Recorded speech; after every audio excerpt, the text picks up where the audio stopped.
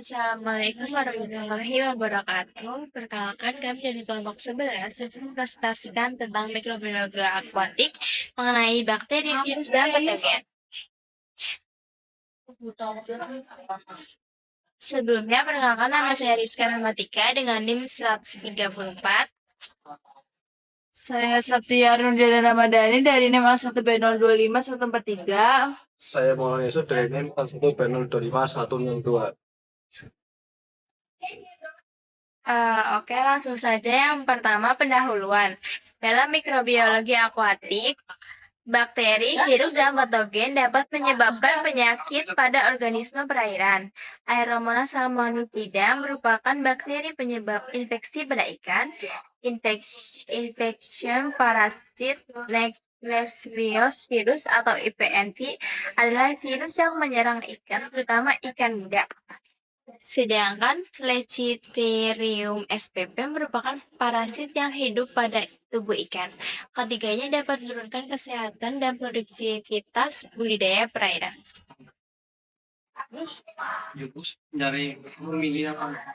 Yang pertama ada Aeromonas salmonicida. Aeromonas salmonicida merupakan bakteri gram negatif yang bersifat patogen pada ikan dan mampu tumbuh optimal pada suhu mesofilik.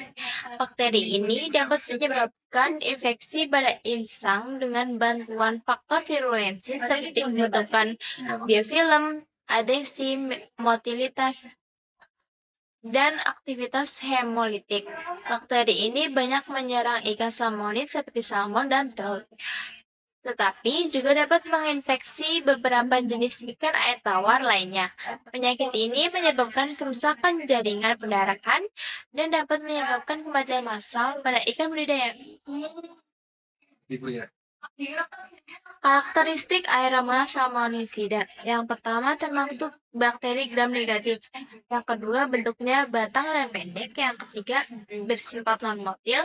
Yang keempat hidup pada lingkungan perairan. Dan yang terakhir dapat hidup pada suhu dingin atau psikotropik dan suhu sedang atau mesofilik. Mekanisme infeksi. Infeksi Aeromonas salmonicida umumnya terjadi melalui luka pada tubuh ikan atau lingkungan perairan yang tercemar. Setelah masuk ke tubuh inang, bakteri akan menempel pada tubuh jaringan. Bakteri akan menempel pada jaringan menghasilkan toksin, kemudian menyebabkan kerusakan jaringan, pendarahan, hingga infeksi sistemik. Peran zat besi dalam infeksi Aeromonas salmonicida. Dalam gambar itu Aeromonas salmonicida itu membutuhkan Fe atau zat besi untuk dapat tumbuh dan berkembang. Terus bakteri ini menghasilkan sideropores untuk mengambil darah dari Fe dari darah dan mengikat zat besi. Gejala klinis pada ikan. Ikan yang terinfeksi biasanya menunjukkan gejala berupa luka dan borok pada kulit, pendarahan pada tubuh dan sirip, sisik yang mudah lepas, serta pembengkakan tubuh. Selain itu, ikan juga mengalami penurunan nafsu makan dan gangguan gerakan berenang. Dampak dari infeksi Aeromonas salmonicida dapat menyebabkan kematian massal pada ikan budidaya sehingga menurunkan produktivitas dan menimbulkan kerugian ekonomi pada sektor aquacultur. Beberapa spesies juga diketahui berpotensi menginfeksi mamalia dan manusia. Pencegahan dan pengobatan infeksi Aeromonas salmonicida dapat dilakukan dengan menjaga kualitas air dan sanitasi kolam. Pengobatan umumnya menggunakan antibiotik secara tepat dan terkontrol. Selain itu, pengembangan vaksin dan pemanfaatan bahan herbal juga mulai dikembangkan sebagai alternatif pengendalian bakteri. Kesimpulannya, Aeromonas salmonicida merupakan bakteri patogen penting pada ikan yang memiliki berbagai kemampuan dalam menyebabkan penyakit, serta kemampuan adaptasi yang tinggi. Oleh karena itu, diperlukan upaya pencegahan dan pengendalian yang tepat untuk mengurangi dampak penyakit serta kerugian pada sumber perikanan. Berikut adalah sumber yang saya pakai untuk materi Aeromonas salmonicida.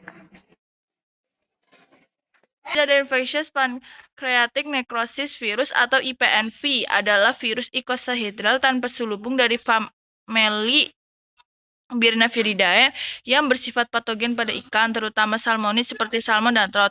Virus ini menyerang benih ikan setelah penyerapan kuning telur dan awal pemberian pakan dengan gejala khas berupa gerakan berenang berputar tidak normal serta anoreksia.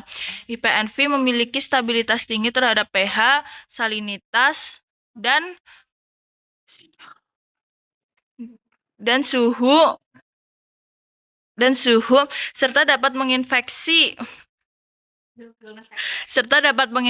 berbagai spesies ikan lain di lingkungan alami. Infeksi menyebabkan kerusakan jaringan, gangguan perilaku, dan dapat menimbulkan kematian massal pada ikan budidaya sehingga berdampak besar pada industri akuakultur.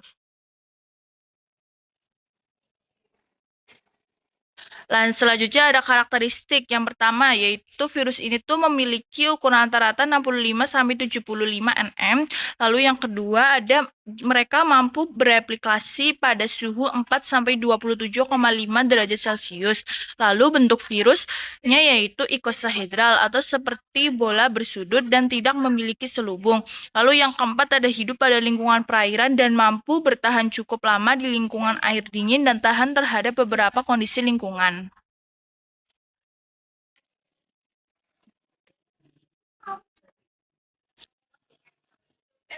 Selanjutnya ada mekanisme infeksi. Pada penularan horizontal, virus masuk melalui insang, epitel usus, atau bagian tertentu kulit melalui air sekitarnya. Virus kemudian menempel pada inang. Virus kemudian menempel pada permukaan sel inang dan masuk ke dalam sel melalui proses endositosis, lalu melepaskan materi genetik berupa RNA untai ganda atau dsRNA ke sitoplasma. Selanjutnya, virus memanfaatkan metabolisme sel inang untuk memperbanyak RNA dan membentuk protein virus baru sehingga fungsi normal sel terganggu. Setelah itu, virus menyebar melalui aliran darah atau viremia ke berbagai organ seperti hati, limpa, jantung, dan otak melalui leukosit darah. Lalu ada gejala klinis pada ikan. Gejala khas penyakit dari virus ini yaitu meliputi perilaku berenang tidak normal seperti pada infeksi virus neurotropik, kehilangan nafsu makan, penggelapan warna kulit, mata menonjol, dan pendarahan kecil pada bagian ventral tubuh. Secara internal, lesi histopatologis meliputi nekrosis mukosa usus, kematian progresif sel osinar pankreas, serta kerusakan jaringan hati, walaupun lesi tersebut tidak selalu terlihat. Selanjutnya ada dampak. Infeksi IPNV menyebabkan kerusakan organ seperti pankreas, usus, ginjal, dan hati, sehingga ikan mengalami penurunan nafsu makan, pertumbuhan terhambat, berenang abnormal, hingga kematian massal terutama pada benih. Ikan yang selamat dapat menjadi carrier dan menyebarkan virus ke ikan lain. Dalam budidaya, IPNV menimbulkan kerugian ekonomi akibat tingginya mortalitas dan menurunnya produksi ikan. Lalu pencegahan dan pengobatan. Pencegahan IPNV dapat dilakukan dengan menjaga kualitas air, menerapkan biosecurity, mengurangi kepadatan ikan, melakukan desinfeksi alat dan kolam, menggunakan induk serta benih bebas virus, dan vaksinasi pada ikan budidaya. Selain itu, ikan yang terinfeksi sebaiknya segera dipisahkan agar tidak menularkan penyakit. Hingga saat ini, belum ada pengobatan khusus yang benar-benar efektif untuk menyembuhkan IPNV, sehingga penanganan lebih difokuskan daripada pencegahan, peningkatan daya tubuh ikan, serta pengelolaan lingkungan budidaya yang baik untuk mengurangi tingkat kematian.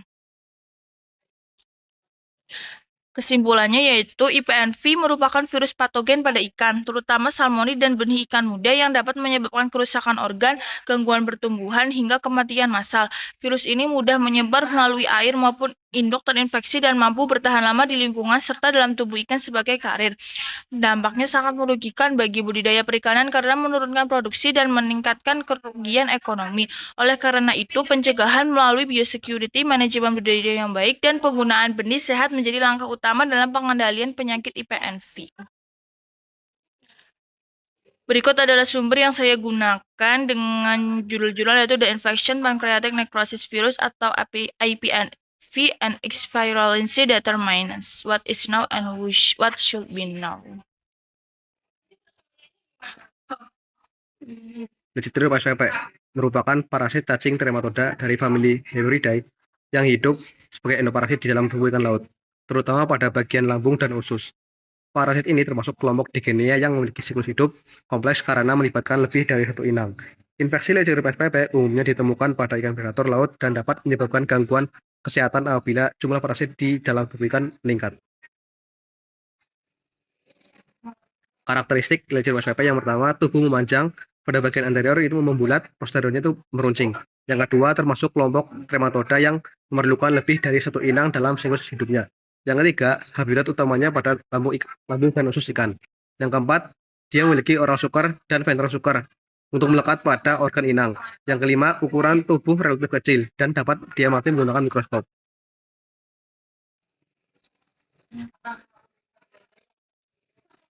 Mekanisme infeksinya, infeksi Lecidrium spp dimulai ketika telur parasit keluar bersama feses ikan yang terinfeksi ke lingkungan perairan.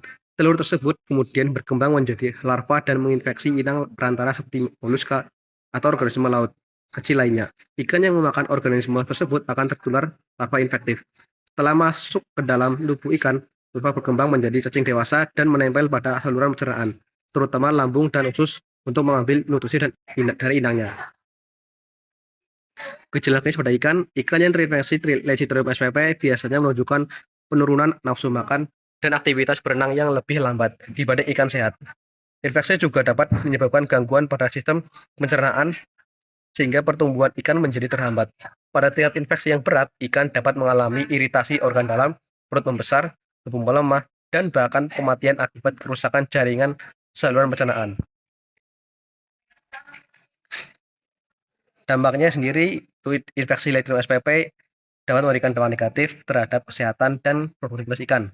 Keberadaan parasit pada saluran pencernaan menyebabkan penyerapan nutrisi menjadi terganggu, sehingga pertumbuhan ikan menurun.